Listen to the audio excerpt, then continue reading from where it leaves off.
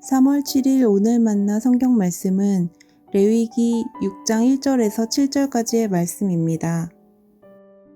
여호와께서 모세에게 말씀하여 이르시되 누구든지 여호와께 신실하지 못하여 범죄하되 곧 이웃이 맡긴 물건이나 전당물을 속이거나 도둑질하거나 착취하고도 사실을 부인하거나 남의 잃은 물건을 줍고도 사실을 부인하여 거짓 맹세하는 등 사람이 이 모든 일 중에 하나라도 행하여 범죄하면 이는 죄를 범하였고 죄가 있는 자니 그 훔친 것이나 착취한 것이나 맡은 것이나 잃은 물건을 주운 것이나 그 거짓 맹세한 모든 물건을 돌려보내되 곧 그 본래 물건의 5분의 1을 더하여 돌려줄 것이니 그 죄가 드러나는 날에 그 임자에게 줄 것이요 그는 또 그 속건 제물을 여호와께 가져갈지니 곧 내가 지정한 가치대로 양떼 중 흠없는 순 양을 속건 제물을 위하여 제사장에게로 끌고 갈 것이요 제사장은 여호와 앞에서 그를 위하여 속죄한즉 그는 무슨 허물이든지 사함을 받으리라. 아멘. 오늘 만나러 만나주시는 하나님을 기대합니다.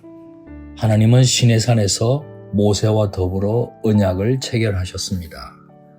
이스라엘은 하나님의 백성이 되고 하나님은 이스라엘의 하나님이 되신다는 시내산 언약입니다.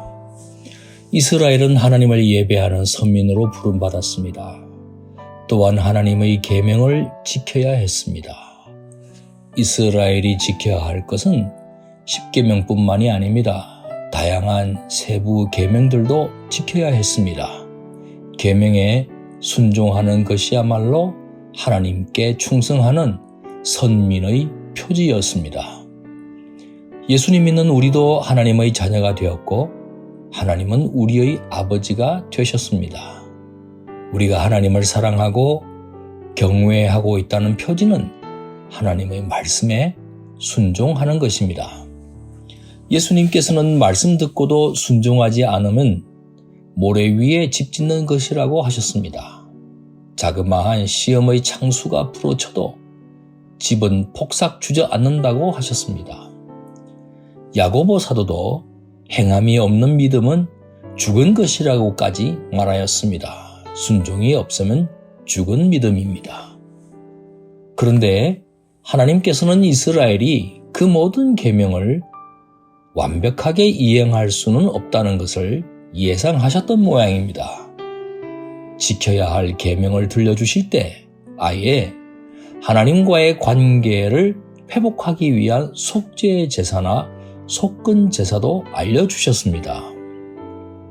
오늘 본문은 속건 제사에 대한 내용입니다. 속죄제는 하나님과 관계된 금지 명령이나 삼가야 할 것들을 어기는 죄를 범했을 때 드리는 제사입니다. 이에 비해 속건제는 부지불식간에 하나님께 드리는 성물에 대한 잘못과 이웃에게 끼친 손해에 대한 배상 문제를 다루는 제사입니다. 밀양이라는 영화를 본 적이 있습니다. 여주인공은 하나밖에 없는 아들이 유괴당하고 피살되는 끔찍한 고통을 당합니다. 우여곡절 끝에 교회에 출석하게 되었고 원수를 용서하라는 말씀에 감동받고 감옥에 갇혀있는 유괴범을 용서하려고 결심합니다. 그리고 떨리는 마음으로 유괴범을 면회합니다. 그런데 유괴범으로부터 이런 말을 듣습니다. 하나님의 사랑으로 자신은 이미 용서받고 평안합니다. 피해 당한 자신이 얼마나 끔찍한 고통을 겪었는지 모릅니다. 겨우 생각을 정리하고 용서한다는 말을 해주려고 면회 왔는데 유괴범은 너무나 편하게 지내온 겁니다. 여주인공이 겪은 고통은 안중에도 없는 것 같습니다. 주인공은 충격을 받습니다. 무엇이 잘못된 겁니까? 유괴범은 진정 하나님의 용서를 받은 것입니까? 유괴범은 진정 하나님을 만난 것입니까? 유괴범이 갖고 있는 것은 진정 참 믿음입니까? 믿음은 도대체 무엇이란 말입니까? 오늘 속건제사의 관점에서 본다면 피해자에게 배상해 주기 전까지는 하나님과의 깨어진 관계가 회복되지 않은 것입니다. 부지불식간에 끼친 피해에 대해 자백하게 된 양심범의 경우 피해액의 20%를 더해서 배상해야 했습니다. 그러나 절도나 속임수, 강탈 등의 죄를 범하였다가 들켜버린, 그래서 죄질이 나쁜 파렴치범의 경우 출애굽기 22장에 의하면 4배나 5배로 갚아야 했습니다. 사랑하는 성도 여러분, 우리가 타인에게 피해 입히고 손해 끼쳤다면 피해 당사자에게 무엇을 잘못했는지 구체적으로 자백하고 용서를 구해야 합니다. 충분히 배상해야 합니다. 그래야 하나님과의 관계도 회복될 수 있습니다. 하나님과 이웃과의 관계가 늘 화목한 높은 뜻 사람 되시기를 주님의 이름으로 축원합니다. 기도하겠습니다.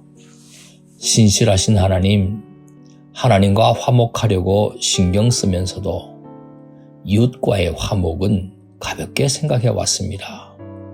하나님으로부터 용서받으면 다 해결된 것이라고 착각했습니다. 내 잘못으로 상처 입고 아파하는 지체에게 용서를 구하기 위해 다가가는 용기를 허락해 주옵소서. 예수님 이름으로 기도합니다. 아멘. 이제 2가지 제목으로 기도하겠습니다. 나의 잘못으로 피해 입은 사람들이 누구인지 깨닫게 해주시고 그 피해를 기꺼이 보상하게 해 주옵소서.